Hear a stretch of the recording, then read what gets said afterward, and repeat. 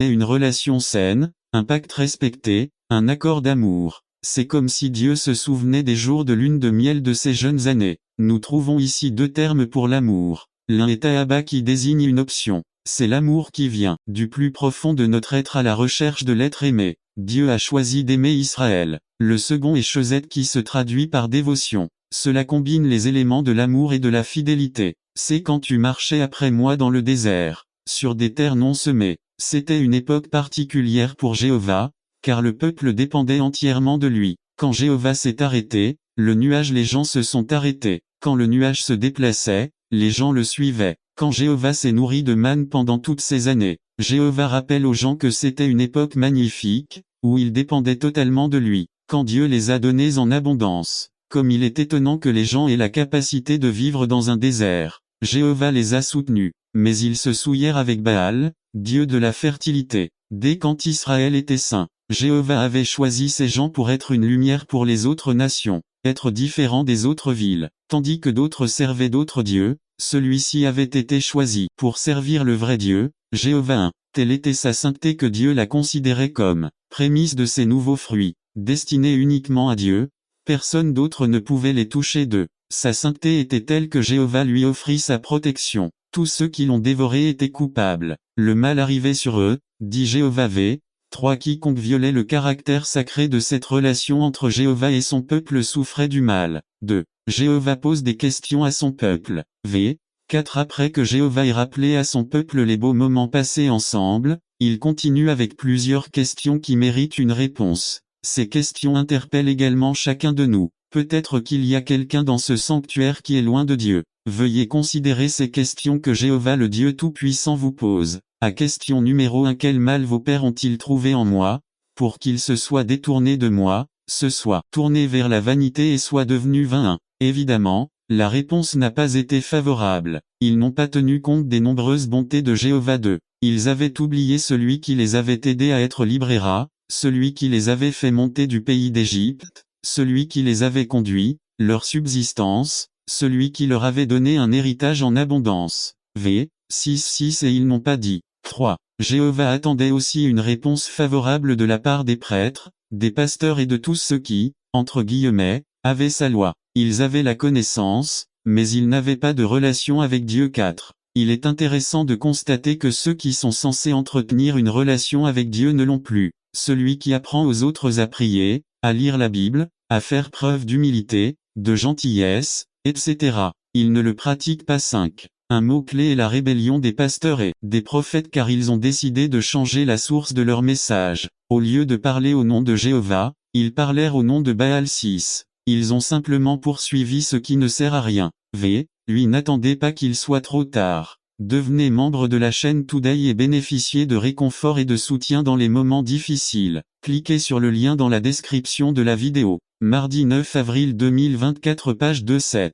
Étant donné qu'ils n'ont pas dit 6, et au V8 la conséquence arriva, 9 C'est pourquoi je contesterai encore avec vous, dit l'Éternel, et je plaiderai avec les enfants de vos enfants. La version latino-américaine dit, c'est pourquoi j'ai poursuivi ces gens en justice, et je le poursuivrai encore avec les enfants de leurs enfants.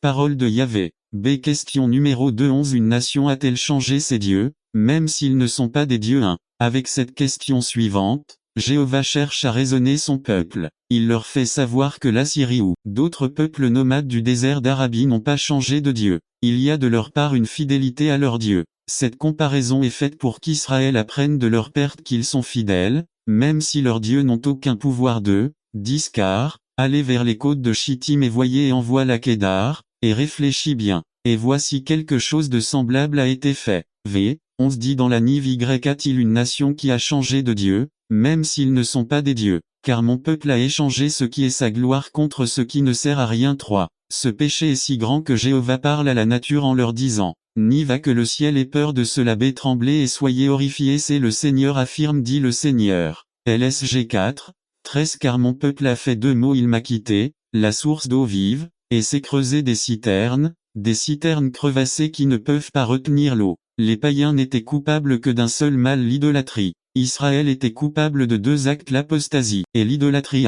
Mal numéro 1 Ils m'ont laissé, la source d'eau vive, Jéhovah et de qui vient l'eau vive, dont Jésus a dit celui qui en boit n'aura jamais soif. Jéhovah est une source d'eau vive, et non d'eau stagnante comme il y en a dans les citernes. C'est une métaphore majestueuse qui implique que Jéhovah est la source de la vie, suffisante pour la vie et satisfaisante. Numéro 2. Ils se sont creusés des citernes brisées qui ne retiennent pas l'eau. Le dictionnaire Winston de 1960 dit qu'une citerne est un barrage artificiel, creusé sous terre, qui sert à stocker de l'eau ou d'autres liquides. Cela implique que dans leur recherche de quelque chose de mieux, ils ont fait pire. Ce que je veux que nous remarquions, c'est que ces citernes ne satisfont pas nos vies. Le message est clair, car nous pouvons oublier Dieu et chercher un substitut pour combler notre vide. La réalité est que nous ne le trouverons pas sans Dieu. Aujourd'hui, les gens peuvent fabriquer des substituts qui répondent à nos besoins spirituels, émotionnels et physiques. Selon le commentaire Broadman,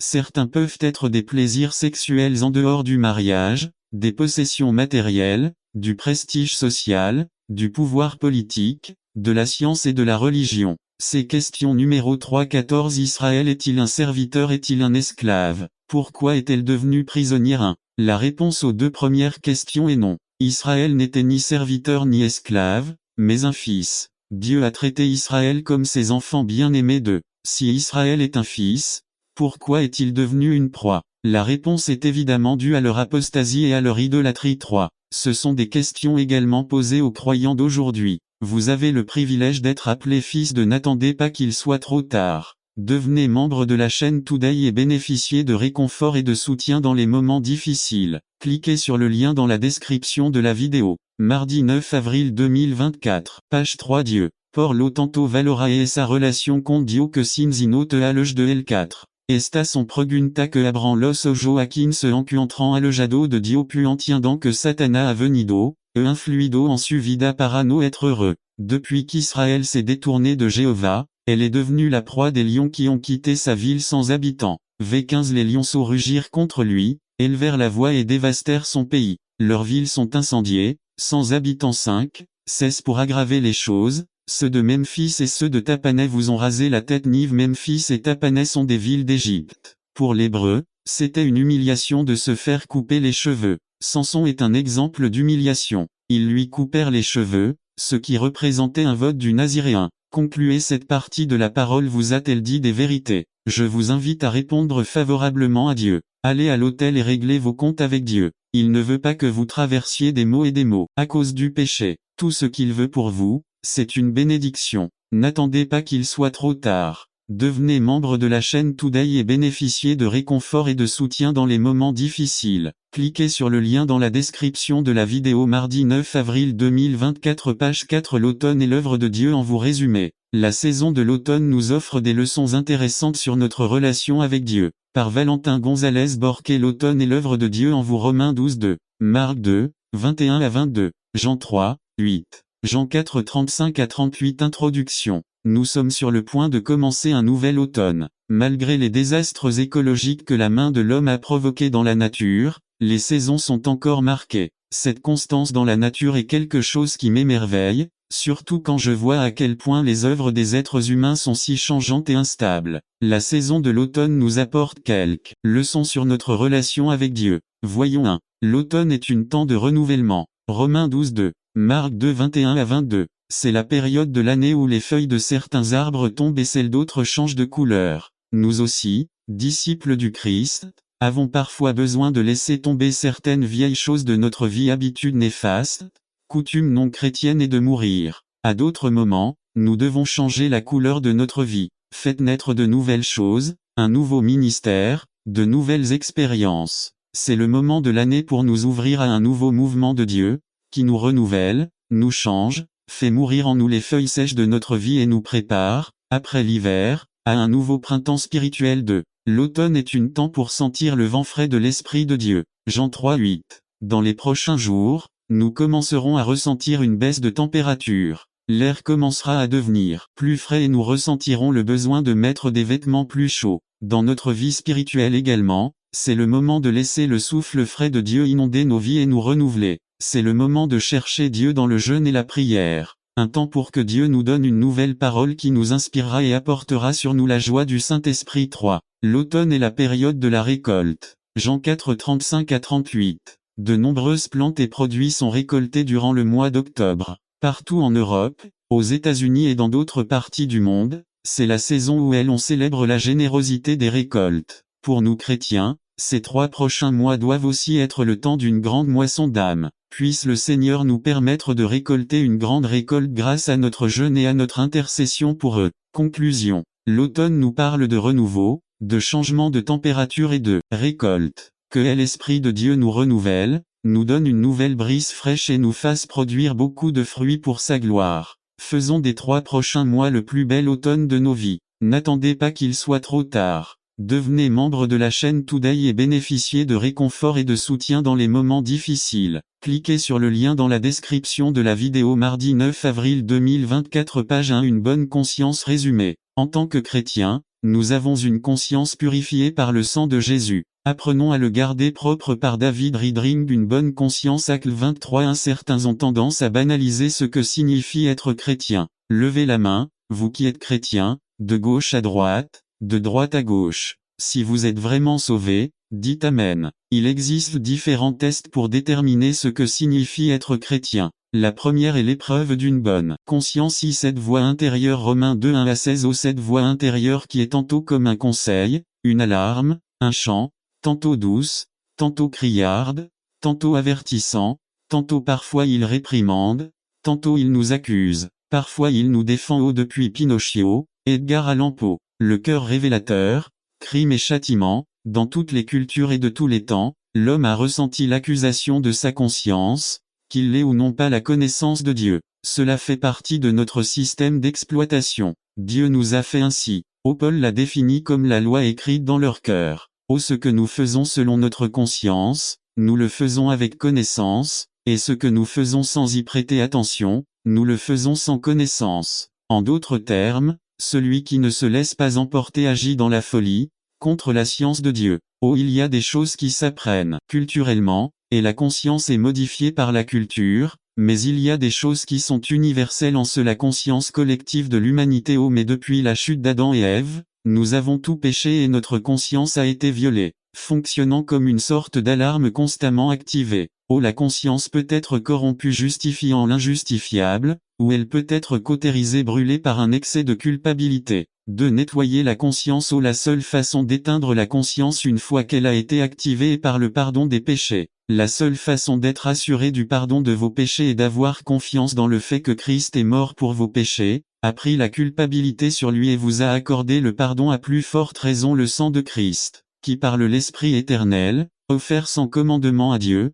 purifiera-t-il vos consciences des œuvres mortes afin que vous puissiez servir le Dieu vivant. Hébreux 9 14. Aucun de nous ne peut dire qu'il n'a pas péché, mais si nous confessons nos péchés, il est fidèle et juste pour pardonner nos péchés et nous purifier de toute injustice. Aucun de nous ne peut dire qu'il est innocent, mais pardonné, non sans péché, mais purifié, sanctifié par la puissance du Saint-Esprit. N'attendez pas qu'il soit trop tard. Devenez membre de la chaîne Today et bénéficiez de réconfort et de soutien dans les moments difficiles. Cliquez sur le lien dans la description de la vidéo. Mardi 9 avril 2024 page 1. La culpabilité morale, spirituelle et émotionnelle peut être purifiée par la foi en Jésus-Christ. Paul lui-même, dont nous savons qu'il était coupable d'avoir persécuté l'Église et d'avoir consenti à la mort des Étienne, pourrait dire que de son aîné je sers Dieu avec une bonne conscience. David, qui était coupable de nombreuses morts et d'être le cerveau du meurtre d'Uri, après s'être humilié devant Dieu de tout son cœur, a été pardonné par Dieu. Y maintenir une bonne conscience dans le Saint-Esprit. Mais en tant que chrétiens,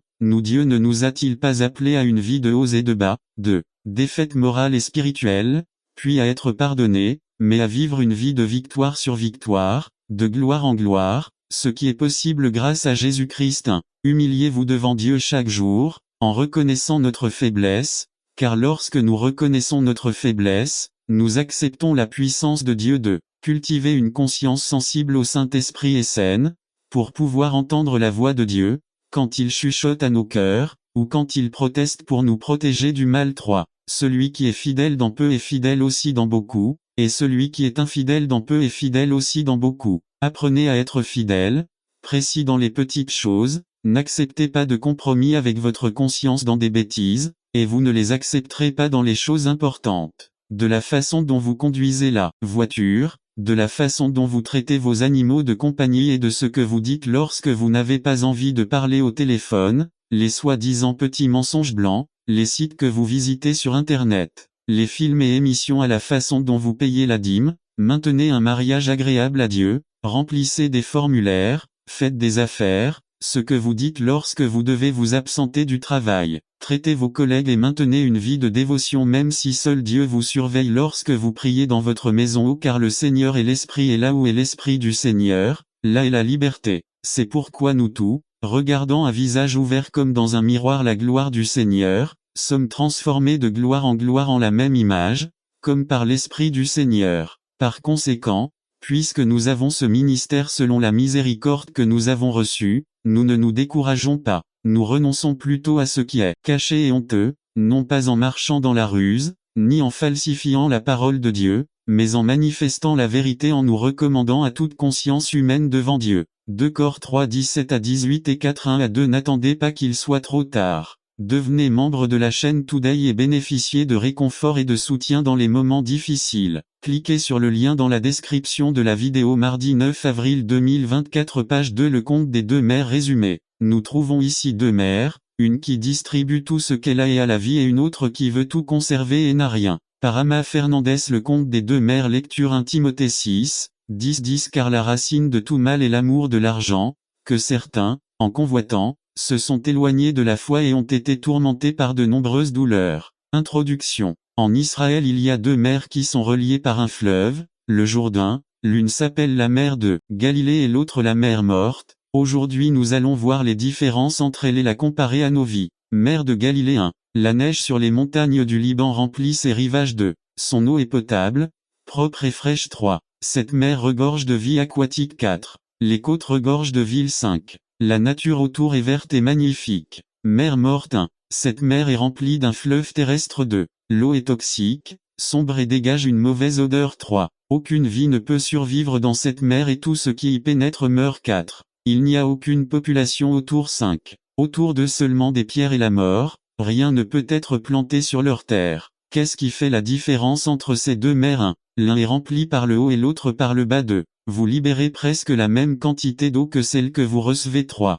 Un autre retient toute l'eau et ne veut pas la libérer 4. L'un sent le frais et l'autre sent mauvais 5. L'un a la vie et l'autre la mort. N'attendez pas qu'il soit trop tard. Devenez membre de la chaîne Today et bénéficiez de réconfort et de soutien dans les moments difficiles. Cliquez sur le lien dans la description de la vidéo. Mardi 9 avril 2024 page 1-6. L'un attire les bonnes choses et l'autre les déserts. Définition de deux mots cupidité un appétit démesuré pour la richesse 2 attaques de taureau. Cupidité un désir d'acquérir et d'accumuler des richesses. Application. Secret pour une vie abondante 1. Dépendez des richesses de Dieu. Philippiens 4, 19-19 Mon Dieu pourvoira à tous vos besoins selon sa richesse et avec gloire par Jésus-Christ. L'esprit de sagesse et de révélation Éphésiens 1, 15-19 15 C'est pourquoi moi aussi, ayant entendu parler de votre foi au Seigneur Jésus et de votre amour pour tous les saints, 16 Je ne cesse de vous remercier pour vous, me souvenant de vous dans mes prières,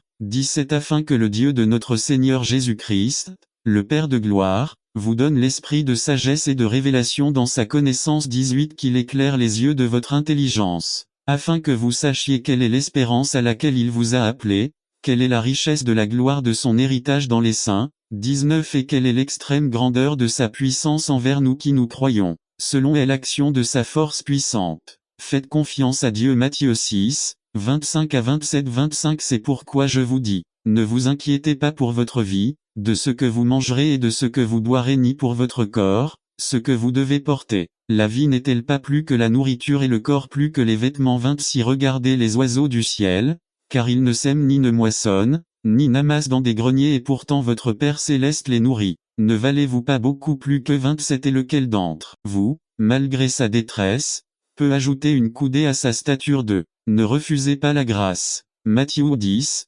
7-8 7 Et pendant que vous avancez, prêchez, en disant, le royaume des cieux est proche lui guérit les malades, purifie les lépreux, ressuscite les morts, chasse les démons vous avez reçu gratuitement, donnez gratuitement. Corinthiens 6, 1 N'attendez pas qu'il soit trop tard. Devenez membre de la chaîne Today et bénéficiez de réconfort et de soutien dans les moments difficiles. Cliquez sur le lien dans la description de la vidéo. Mardi 9 avril 2024 page 2.1 C'est pourquoi, en tant que ses collaborateurs, nous vous exhortons également à ne pas recevoir la grâce de Dieu en vain. 2 Corinthiens 8 9 à 15 9 Vous connaissez la grâce de notre Seigneur Jésus-Christ, qui par amour il a fait vous être pauvre pendant qu'il était riche, afin que vous deveniez riche grâce à sa pauvreté. 10 En cela je donne mon conseil, parce que cela est bon pour vous, qui avez commencé auparavant, non seulement à le faire, mais aussi à le vouloir, depuis l'année dernière 11 Maintenant donc, accomplissez ce que vous faites, afin que, comme vous étiez prêt à vouloir, vous soyez aussi disposés à le faire selon ce que vous avez. 12 Car si la volonté est d'abord voulue, elle sera acceptée selon ce qu'elle a la personne a, pas selon ce que vous n'avez pas. 13 Je ne dis pas cela pour qu'il y ait de la facilité pour les autres et de la disette pour vous. 14 Mais pour qu'en ce moment, avec égalité, votre abondance supplée à leur manque, afin que leur abondance supplée aussi à votre besoin, afin qu'il y ait peut-être l'égalité. 15 Comme il est écrit, celui qui a ramassé beaucoup n'a pas eu plus, et celui qui a ramassé peu n'a pas eu moins. 3 Ne prenez pas plus que ce dont vous avez besoin. Exodus 16, 4 à 5 4 L'Éternel dit à Moïse, Voici, je te ferai pleuvoir du pain du ciel. Les gens sortiront et rassembleront chaque jour une portion d'une journée, afin que je les teste s'ils marchent ou non dans ma loi. 5 Mais le 6e jour, ils se prépareront à mettre de côté le double de ce qu'ils collectent habituellement chaque jour. Le riche insensé Luc 12, 13 à 21 13 Un de la foule lui dit, Maître, dis à mon frère de partager l'héritage avec moi. 14 Mais il lui dit, Homme, qui m'a établi juge ou juge sur toi. 15 Et il leur dit, Prenez garde, méfiez-vous de toute convoitise, car la vie d'un homme ne dépend pas de l'abondance des biens qu'il possède. 16 Il leur raconta également une parabole, disant, L'héritage d'un homme riche a produit beaucoup. 17 Et il réfléchissait en lui-même, disant, Que dois-je faire, puisque je n'ai pas d'endroit où stocker mes fruits. 18 Et il dit, Voici ce que je ferai, je démolirai mes greniers et je les construirai plus grands, et j'y entreposerai tous mes fruits et mes biens. 19 Et je dirai à mon âme, Âme, tu as beaucoup de biens emmagasinés pour de nombreuses années, reposez-vous, mangez, buvez et réjouissez-vous. 20 Mais Dieu lui dit, Espèce d'insensé, cette nuit on vient te demander ton âme, et à qui reviendra ce que tu as gardé. 21 Ainsi en est-il de celui qui s'amasse un trésor et qui n'est pas riche aux yeux de Dieu. 10 Avantages du don. 1. Libération du matérialisme. Servez Dieu et non l'argent. N'attendez pas qu'il soit trop tard. Devenez membre de la chaîne Today et bénéficiez de réconfort et de soutien dans les moments difficiles. Cliquez sur le lien dans la description de la vidéo. Mardi 9 avril 2024 page 3. 2. Liberté de se rapprocher de Dieu. Aucune distraction. 3. Liberté d'explorer plus profondément les richesses de Dieu. 4. Renforcer la foi. 5. Investissez dans l'éternité. 6. Je me bénis en le faisant. 7. Cela me rend heureux quand j'obéis à Dieu. 8. Les besoins sont satisfaits au nom de Jésus. 9. Nous donnons et recevons de l'amour en Christ. 10. Nous permettons à la grâce de Dieu de couler en moi. Conclusion. L'eau amère de Mara. Exode 15, 23 à 27. 22 Moïse fit quitter Israël de la mer Rouge. Ils se rendirent au désert de Shur et traversèrent le désert pendant 3 jours sans trouver d'eau. 23 Ils arrivèrent à Mara, mais ils ne purent boire les eaux de Mara, parce qu'elles étaient amères. C'est pourquoi ils l'ont appelé Méri. 24 Le peuple commença à murmurer contre Moïse, disant, Que boirons-nous? 25 Alors Moïse cria à l'Éternel, et l'Éternel lui montra un arbre. Il le jeta dans les eaux, et les eaux devinrent douces. Là, il leur donna des statuts et des ordonnances, et là il les éprouva. 26 Il leur dit, Si vous écoutez attentivement la voix de l'Éternel, votre Dieu, si vous faites ce qui est droit à ses yeux, si vous écoutez ses commandements et si vous observez toutes ses lois, je n'apporterai aucune des maladies qui surviennent. J'ai fait venir contre vous les Égyptiens, car je suis Jéhovah, votre guérisseur. 27 Puis ils arrivèrent à Élim, où il y avait 12 sources d'eau et 70 palmiers, et ils campèrent là près de l'eau. N'attendez pas qu'il soit trop tard. Devenez membre de la chaîne Today et bénéficiez de réconfort et de soutien dans les moments difficiles. Cliquez sur le lien dans la description de la vidéo. Mardi 9 avril 2024 page 4 Charisme sans caractère. Résumé. L'onction ne porte pas le caractère mais le caractère porte l'onction. Nous devons nous réveiller du rêve de Samson et faire l'œuvre de Dieu dans la sainteté. Par Ama Fernandez. Charisme sans caractère. Pasteur Ama Fernandez. Lecture. Juge 13, 4 à 5 car tu concevras et tu enfanteras un fils. Aucun rasoir ne passera sur sa tête, car l'enfant sera naziréen pour Dieu dès sa naissance, et il commencera à sauver Israël des mains des Philistins. Introduction 1. Le personnage porte l'onction. L'onction ne porte pas le caractère de nazaréen, c'est-à-dire consacré à Dieu par un vœu spécial, émis par la personne elle-même ou par ses parents confère un samedi 1er novembre. Sur les obligations des nazaréens, confère numéro 6.1 au 21, 3. Le vœu des nazaréens 1. L'Éternel parla à Moïse et lui dit de parle aux enfants d'Israël et dis-leur, est l'homme ou la femme qui s'en va en faisant le vœu d'être nazaréen, pour se consacrer à l'Éternel 3 s'abstiendra de vin et de cidre. Il ne boira pas de vinaigre de vin ni de vinaigre de cidre, ni ne boira de liqueur, de raisin, ni ne mangera de raisin frais ou sec 4 pendant tout le temps de son nazérite, il ne mangera pas de tout ce qui est fait de la vigne, depuis les grains jusqu'à la peau 5 pendant toute la durée de son vœu de naziréat. Aucun rasoir ne passera sur sa tête jusqu'à ce que les jours de sa consécration à Jéhovah soient accomplis, il sera saint et laissera pousser ses cheveux 6 tant qu'il se retirera pour Jéhovah. Il ne s'approchera pas d'un mort 7 même par son père, ni par sa mère, ni par son frère, ni par sa sœur, il ne pourra se souiller à leur mort, puisqu'il porte sur sa tête la consécration de son Dieu 8 pendant toute la durée de son nazérite. Il sera consacré à Jéhovah 4. La mère devait adopter le style des Nazaréens, afin que son fils, avant même sa naissance, soit entièrement consacré à Dieu 5. Lutter pour la libération de leur peuple était la fonction spécifique des personnages dont les exploits sont relatés dans le livre des Juges. Les 7 avantages de Samson. 1. L'appel de Dieu.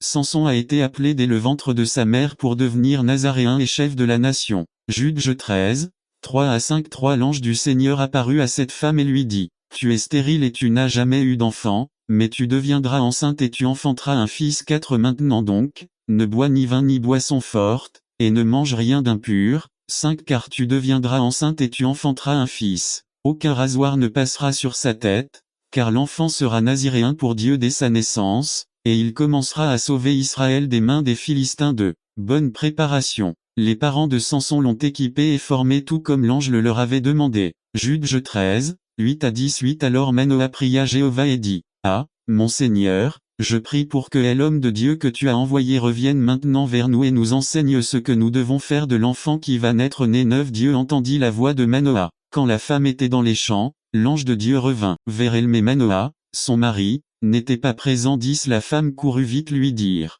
n'attends pas qu'il soit trop tard. Devenez membre de la chaîne Today et bénéficiez de réconfort et de soutien dans les moments difficiles. Cliquez sur le lien dans la description de la vidéo. Mardi 9 avril 2024 à son mari, en lui disant, regarde, cet homme qui est venu vers moi l'autre jour m'est apparu. 3. Signe et merveille. Un ange apparut et monta au ciel dans les flammes de l'autel. 4. La bénédiction de Dieu dans votre vie. Juges 13, 24. Au temps voulu, la femme enfanta un fils et l'appela Samson. L'enfant a grandi et Jéhovah l'a béni. 5. La présence palpable de l'Esprit. Samson sentait que l'Esprit se déplaçait en lui pour accomplir ses œuvres puissantes. Juges 13, 25. Dans le camp de Dan, entre Zora et Eshtaol, l'Esprit de l'Éternel commença à se manifester en lui. 6. Miracles incroyables. Le Seigneur a permis à Samson de déchirer un lion. Juges 14, 6. Alors l'Esprit de l'Éternel fut sur Samson, et il déchira le lion comme on déchire une chèvre,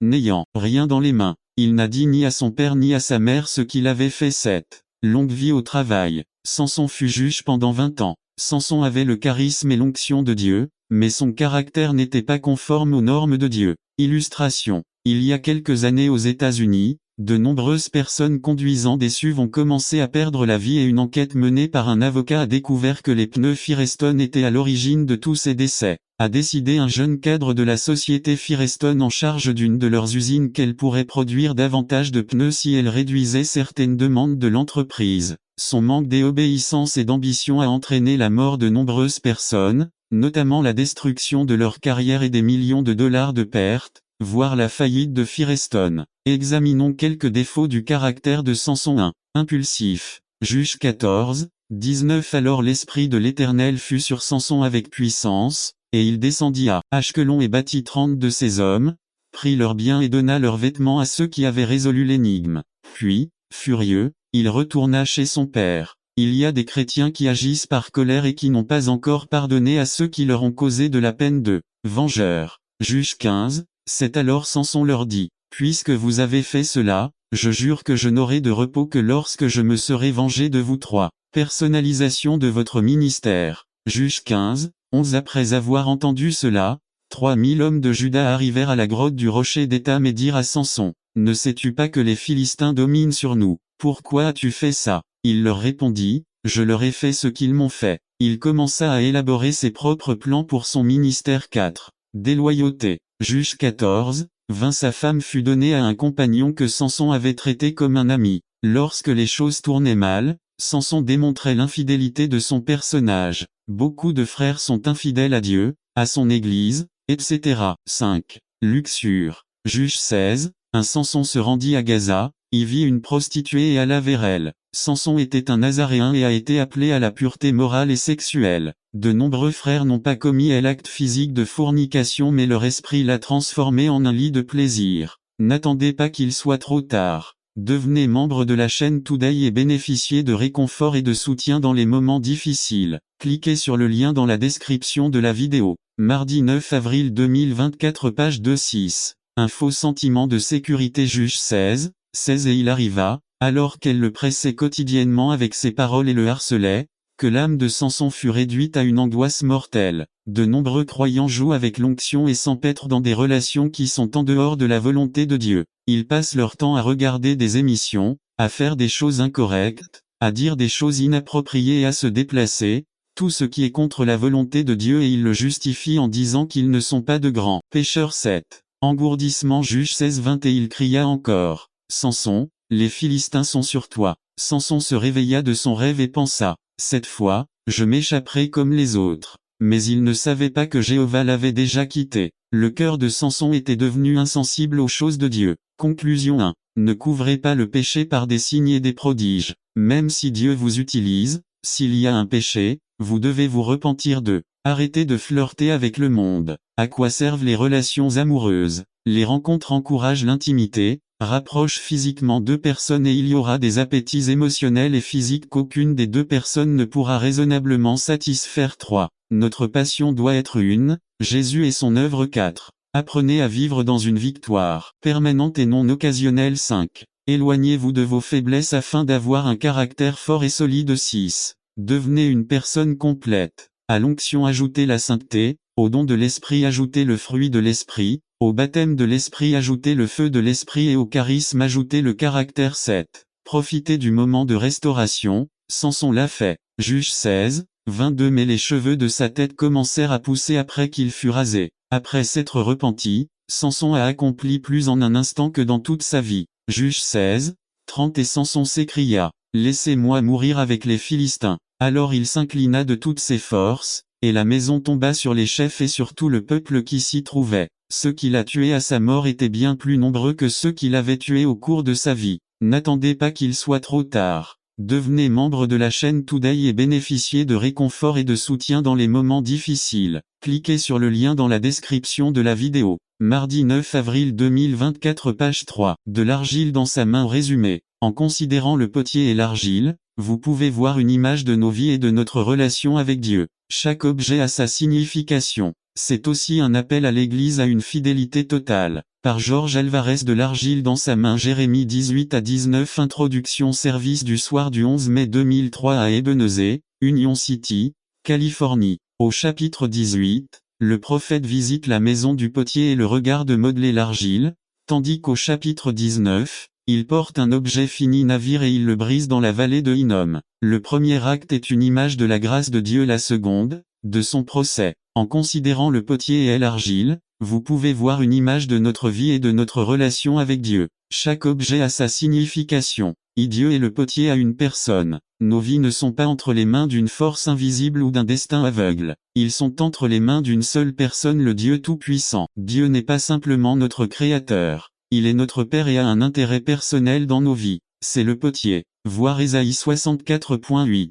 B. Pouvoir. L'argile ne peut pas se mouler. Seul Dieu a le pouvoir de diriger nos vies. Il précise clairement dans 18:6 à 10 qu'il est souverain sur tous les peuples. Nous ne pouvons pas être bénis si nous discutons avec lui ou si nous essayons de lui dire quoi faire, voir Romains 9:1 à 24. Bien entendu, cela ne signifie pas que Dieu soit coupable des péchés des hommes ou des échecs des nations. C'est un plan. Le potier a un plan parfait pour l'argile, il voit le produit fini dans son esprit. Dieu a un plan parfait pour nos vies. Romains 12:1 à 2. F 2:10. Phil 1:6. Nous ne pouvons pas voir le produit terminé, mais il nous promet que c'est merveilleux. 1 Cor 2,9. Des patience. Le potier travaille patiemment l'argile, lui modelant tendrement sa forme. Dieu dirige patiemment nos vies, essayant d'accomplir sa volonté. Il utilise souvent les mains des autres pour nous aider à nous former, parents, enseignants, autres croyants, même ceux qui nous persécutent. Il faut du temps pour fabriquer un produit valable et Dieu est prêt à attendre.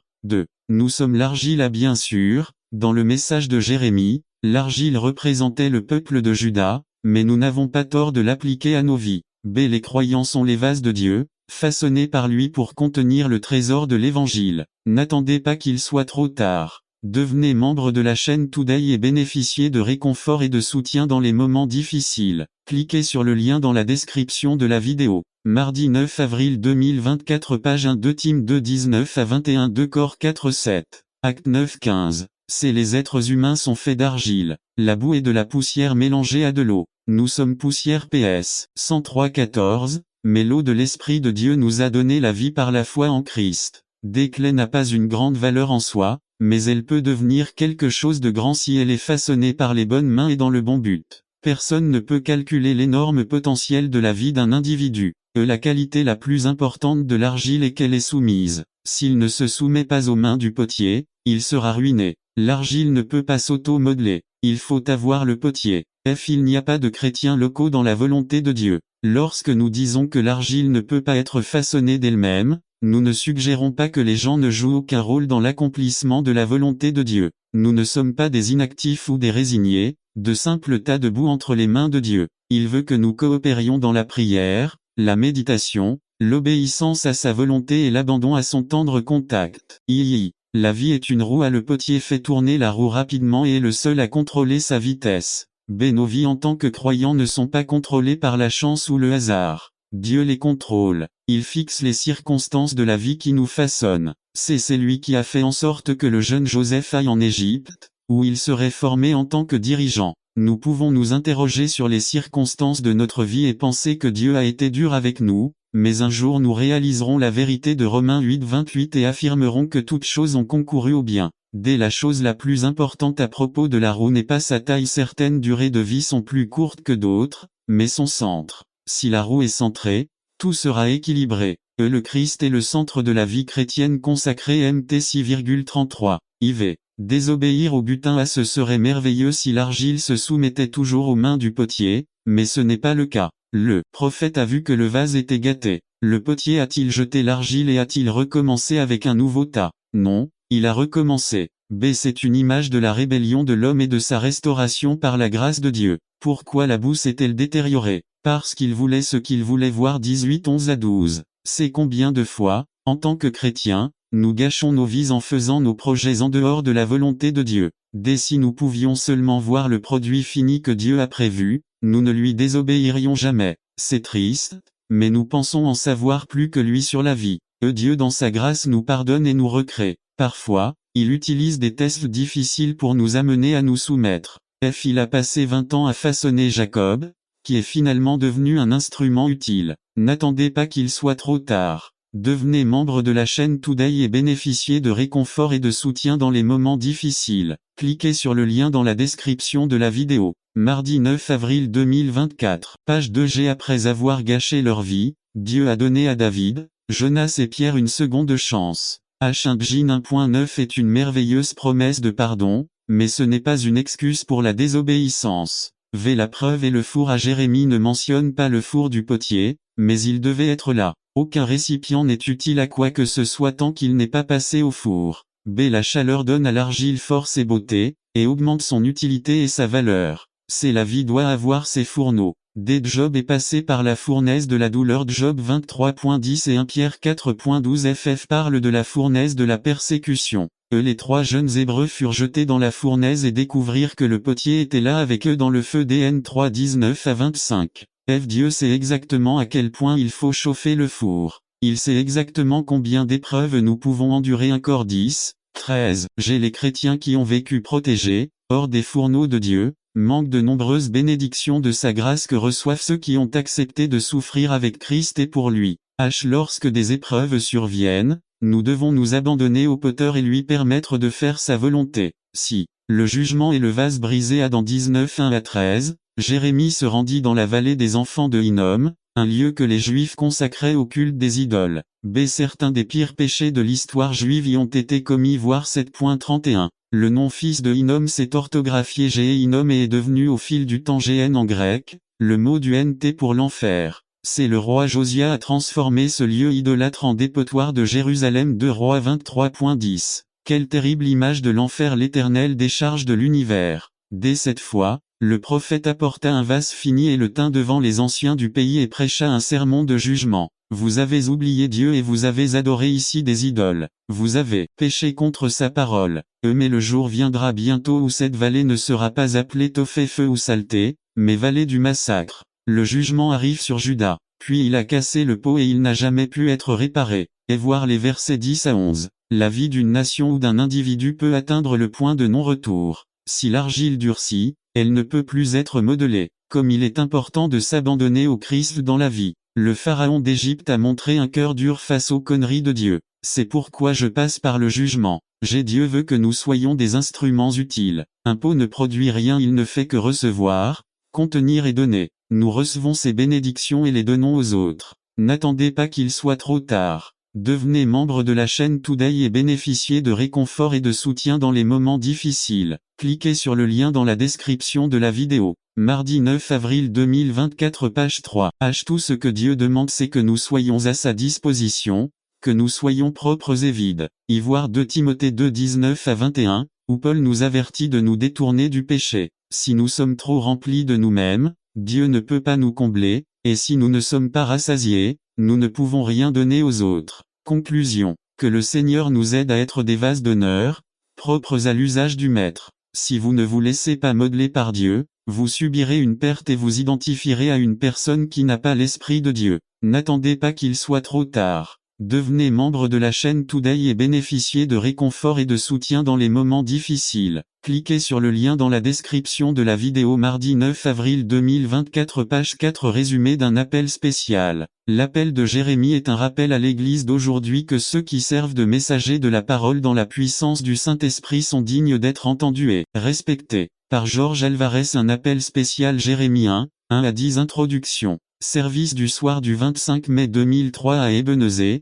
Union City, Californie. Monsieur Pedro a été nommé chef d'un groupe de personnes dans le club social de la ville où il vit. C'est avec beaucoup de peur et en même temps de responsabilité qu'il a pris ses fonctions. Lors de la première réunion de direction, il s'est rendu compte que sa voix n'avait aucune valeur dans le groupe. Chaque opinion qu'il avait sur certains projets futurs était réfutée par une ou deux personnes. Au fil des mois, il s'est rendu compte qu'il n'était pas le leader, mais que d'autres étaient ceux qui incitaient le groupe à dire oui ou non. Tout au long de son mandat à la tête du groupe, il n'y a eu aucune réponse. Pedro se sentait épuisé et pensait qu'il ne pouvait rien apporter de significatif au club. Pedro a été appelé à être un leader même s'il n'avait pas de partisans et, pire encore, il ne voulait pas l'écouter. Considérons aujourd'hui le prophète Jérémie et sa vocation. Il fut appelé à diriger un groupe qui ne tolérait aucune correction. Il a été informé qu'un tel groupe ne l'écouterait pas, qu'il ne répondrait même pas s'il leur parlait.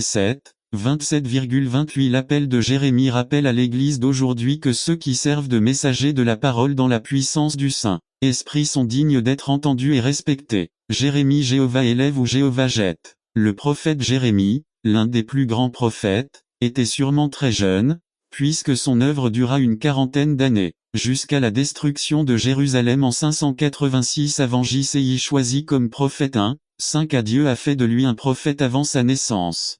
Son père Hilcia était prêtre, ce qui marque Jérémie comme prêtre par vocation. Ces prophètes différents des autres. Les autres ont menti. Les faux parlaient de paix quand survenait la guerre. 2. Le prophète avec peur 6 à 8 Jérémie présente son excuse l'âge. Étant donné qu'il était très jeune, Il se sentait incapable de pratiquer. Peut-être n'avait-il pas l'expérience que le peuple souhaitait chez son leader. Il n'était pas courant dans la société de son époque de prendre la parole dans des assemblées ou des réunions, mais n'attendez pas qu'il soit trop tard. Devenez membre de la chaîne Today et bénéficiez de réconfort et de soutien dans les moments difficiles. Cliquez sur le lien dans la description de la vidéo. Mardi 9 avril 2024, page inquiétée pour l'adulte. La plupart des théologiens s'accordent à